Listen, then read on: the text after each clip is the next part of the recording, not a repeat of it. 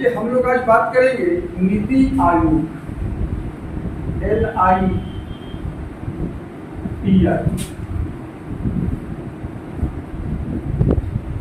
नीति आयोग 65 साल पुराना योजना, क्योंकि हम जानते हैं कि 15 मार्च 1950 हम लोगों को मालूम है कि 15 मार्च 1950 एक योजना पार्टिसिपेंट किया आप लोग। 15 मार्च 1950 को एक योजना इस देश के विकास के लिए लाया गया था, जिसका नाम था योजना आयोग। That means planning commission. Planning commission आने के बाद इस देश में इसके तहत 12वीं पंचवर्षीय योजना तक को चलाया गया। इसके बाद 15 अगस्त 2014 तत्कालीन सरकार और प्रधानमंत्री नरेंद्र मोदी के द्वारा इस योजना आयोग के नाम को बदलने का फैसला किया गया, और ये फैसला किया गया 15 अगस्त 2014 को लाल किला के प्राचीन भवन जो लोगों का है, जहाँ पे ध्वजारोहण होता है, वहां से इन्होंने फैसला किया योजना आयोग का नाम को बदलकर नीति आयोग रखा गया, और इसकी स्थापना जो है वो किया गया 1 जनवरी 2015। याद रखना, योजना आयोग का स्टैब्लिश हुआ था जी 15 मार्च 1950 को। इसकी घोषणा कब की गई कि नाम बदला जाए? 15 अगस्त 2014 को। और नाम कब बदल दिया गया? 1 जनवरी 2015 को। चीजें वही, क्योंकि योजना आयोग के भी जो अध्यक्ष होते थे वो प्रधानमंत्री होते थे। यहाँ पर भी नीति आयोग के जो अध्यक्ष होंगे वो भी कौन होंगे? प्रधानमंत्री। चूंकि जो देश के प्रधानमंत्री होंगे वही यहाँ पर अध्यक्ष के पद पर कार्यरत करते हैं। कोई दिक्कत हो रहा क्या? चल रहा ना? अध्यक्ष के तौर पर जो है वो प्रधानमंत्री मौजूद रहेंगे। और इसके लिए जो वर्ड तैयार किया गया वो है, कई बार यहाँ से फुल फॉर्म भी आपसे पूछता है, NITI। टेंशन नहीं लेना है। N मतलब सर नेशनल, N मतलब क्या सर? नेशनल। I का सीधा सा मतलब हो गया इंस्टीट्यूट। T का मतलब हो गया ट्रांसफॉर्मिंग।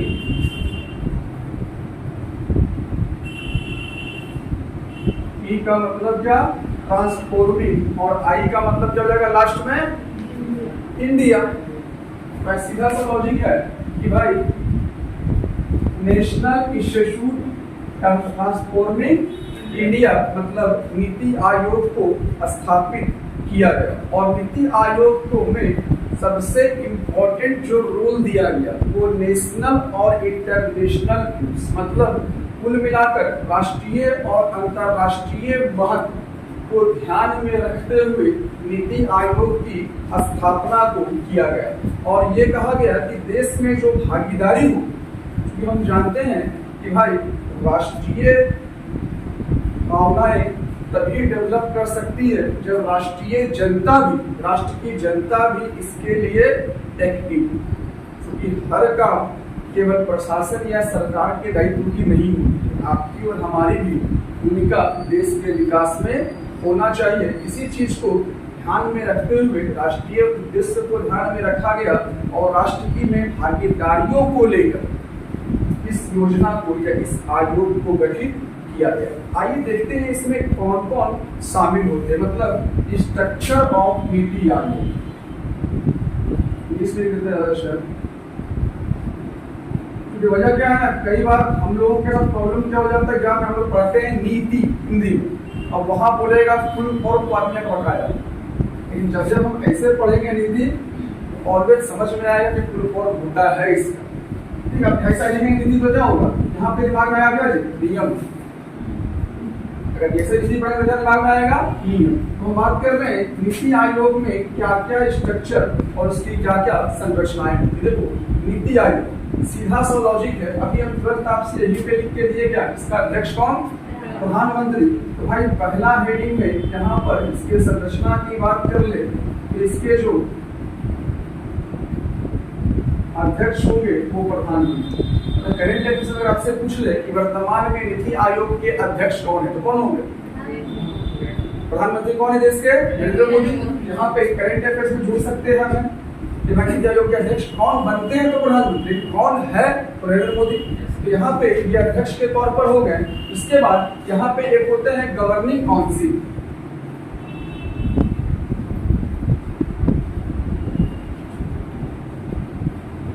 गवर्निंग काउंसिल, देखो गवर्निंग काउंसिल के तौर पर हम क्या बोल रहे हैं कि हमारा देश जो है वो फेडरल स्ट्रक्चर पे है, मतलब भारत जो है वो क्या केंद्र और राज्य दोनों की भूमिका में चलता है। केंद्र सरकार का भी रोल है देश में और राज्य सरकार का भी रोल है अपने राज्य में। तो भाई अध्यक्ष के तौर पे तो प्रधानमंत्री बने, लेकिन गवर्निंग काउंसिल मतलब जो परिषद बनेगा उसका वहां तो चाहिए राज्य वाले लोग ना। राज्य वाला लोग नहीं होगा तो विकास कहाँ कीजिएगा, सीधा लॉजिक है। अगर मान लो समस्या भारत, अगर हम यहाँ पे मैप को देख रहे हो तो भाई भारत कैसे सर 28 राज्य को मिलाकर केंद्र शासित प्रदेशों को मिलाकर भारत बढ़ रहा ना। यहाँ पे अदर सदस्यों की आवश्यकता होगी तो यहाँ पे जो गवर्निंग काउंसिल है तो यहाँ पे आएंगे सभी राज्य के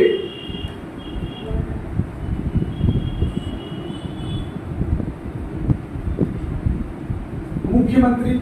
राज्य का प्रशासन में कौन आएगा, मुख्यमंत्री आएंगे।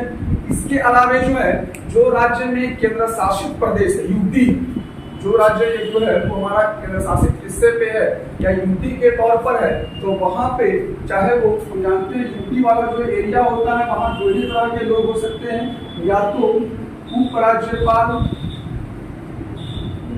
या फिर प्रशासन। यही दो जिम्मेवारी निभाता ना। उपराज्यपाल केवल दो ही राज्य में भी है, दो ही केंद्र शासित प्रदेश में, दिल्ली में और पांडिचेरी में। बाकी जगह पे कौन है, प्रशासन। तो भाई जिस जगह पर जो है वो वहां पे रहेगा। मान के चलो किसी राज्य में सर आर्टिकल 356 लगा हुआ है, मतलब राष्ट्रपति शासन, तो वहां तो मुख्यमंत्री नहीं है। उस कंडीशन में, उस स्थिति में वहां जो होगा वो कौन होगा, उस राज्य का राज्यपाल। हम जानते हैं राष्ट्रपति शासन में राष्ट्रपति की भूमिका और राष्ट्रपति के नेतृत्व से जो है राज्यपाल वहां शासन करते हैं, तो वहां पर कौन जाएगा, राज्यपाल। ठीक है, राज्यों का मुख्यमंत्री है, क्या रखना वो राज्यपाल है, प्रशासन। लेकिन अगर पूछ ले आपसे कि भाई जब किसी राज्य में इमरजेंसी लगा हो तो राष्ट्रपति शासन लगा हो तो उस जगह पर, उस स्थिति में राज्य से कौन नेतृत्व करेगा, तो कौन करेगा, उस राज्य का राज्यपाल नेतृत्व करेगा। कोई दिक्कत। इसके बाद हम बात करते हैं विशेष आमंत्रित सदस्य हो।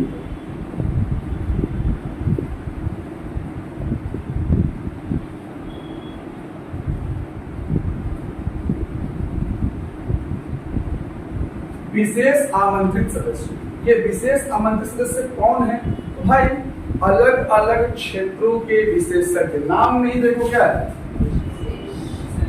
क्योंकि पॉलिटिकल होना अलग बिंदु है, एडमिनिस्ट्रेटिव होना अलग बिंदु है, नॉलेजेबल होना अलग बिंदु। तो यहाँ पे विशेष आमंत्रित सदस्य मतलब अलग अलग क्षेत्र जो विशेषज्ञ हैं अन्य क्षेत्रों के, अलग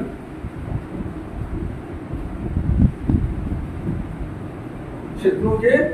मान लो साहित्य के क्षेत्र में कुछ करना है, भाई जो साहित्य के क्षेत्र में जो बहुत ज्यादा अपना नाम बनाया हुआ है उससे सलाह लेना होगा ना। इंस्टीट्यूशन यही इसलिए है, जो वर्ड है इसलिए है क्योंकि सबका स्टार्टिंग में क्या कहते हैं, सभी लोगों की भागीदारी। विद्यालयों में क्या होता है, सभी लोगों की भागीदारी। तो भाई अब मान के चलो कि हम जिस क्षेत्र में कुछ नया करना चाह रहे हैं उस क्षेत्र का जो विशेषज्ञ होगा उसको बुलाएंगे तो क्या होगा, ज्यादा प्रभाव पड़ेगा उस काम पे, उनकी सलाह अगर हम लेते हैं तो। ये विशेष आमंत्रित सदस्य। अब एक क्वेश्चन उठेगा सर, आमंत्रित तो मतलब निमंत्रण देना, तो निमंत्रण कौन देगा, और एक सी बात है अध्यक्ष इसका कौन है, तो निमंत्रण कौन देगा उस आने का, देश के प्रधानमंत्री ही देंगे। विशेष आमंत्रित सदस्य इसमें शामिल होंगे। इसके अलावा उपाध्यक्ष,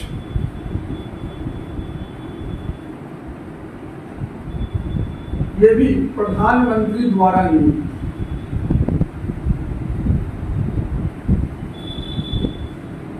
ये भी क्या होंगे? प्रधानमंत्री के द्वारा नियुक्त किए जाएंगे। इसके अलावा पूर्णकालिक सदस्य,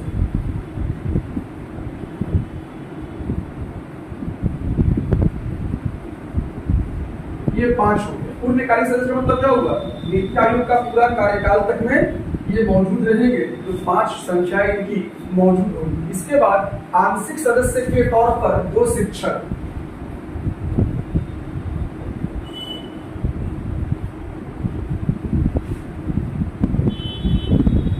आंशिक सदस्य के तौर पे 2 शिक्षक की मौजूदगी की जाएगी। और पदेन सदस्य, चूंकि देखो विभाग का काम है, मान लो सड़क पे काम होना है, सड़क पे काम होना है तो भाई जो उस क्षेत्र में विशेषज्ञ है उसको लाए, लेकिन उस विभाग का मंत्री चाहिए ना वहां पे। क्या रखना? जो पदेन सदस्य होंगे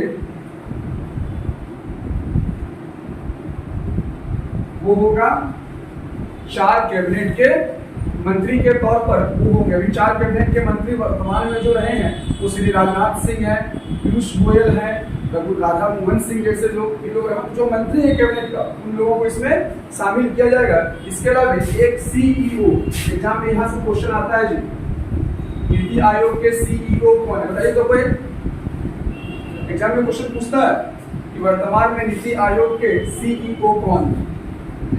अमिताभ कांत सीईओ जो है, एक होते हैं सीईओ हो गए, तो वर्तमान में भी कौन है? करेंट अफेयर्स आपका डील हो जाएगा साथ में। सीईओ कौन है अभी? अमिताभ कांत। नीति आयोग के अध्यक्ष कौन है अभी? प्रधानमंत्री। अभी 4 मंत्री कौन कौन? राजनाथ सिंह हो गए और पीयूष गोयल जैसे लोग हैं, ठीक है। उपाध्यक्ष में आ जाएगा विशेष आमंत्रित सदस्य। ये सारे लोग जो हैं वो नीति आयोग के होते हैं। साथ ही साथ क्षेत्रीय परिषद, इसके अलावा एक और शामिल होता है यहाँ पे क्षेत्रीय परिषद। इतने लोगों की भूमिका नीति आयोग में की जाती है, मतलब एक बड़ा प्रभाव नीति आयोग को लेकर देखा जाता है। यहाँ पे और क्वेश्चन भी बनेगा क्या कि भाई नीति आयोग और योजना आयोग के बीच अंतर क्या है, इस पर हम चर्चाएं करें, ठीक है।